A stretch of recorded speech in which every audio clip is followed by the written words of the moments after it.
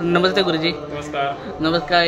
इथे तुम्ही दत्त मंदिरात किती वर्षापासून काम करता? तुमचं नाव काय? माझं नाव वैभव पेंढारकर आहे. मी गेली 20 वर्ष मी इथे सेवेमध्ये आहे. अच्छा, 20 वर्षे.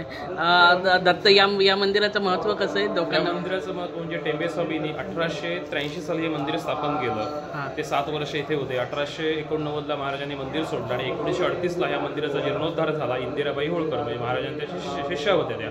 त्यांनी मंदिराचा जीर्णोद्धार करून हे आताचे दगडी मंदिर तुम्हाला दिसते ते त्यांनी 1938 साली बांधलेलं आहे. तिथपासून आतापर्यंत इथं रोजचा दिनक्रम असा आहे की सकाळी पहाटे 5:45ला काकड आरती होते, दुपारी 12:30ला महानैवेद्य आरती असते, त्यानंतर लोकांना महाप्रसाद असतो, संध्याकाळी 7 वाजता आरती असते, रात्री 9 वाजता तेवढं मंदिर बंद होतं. ओके.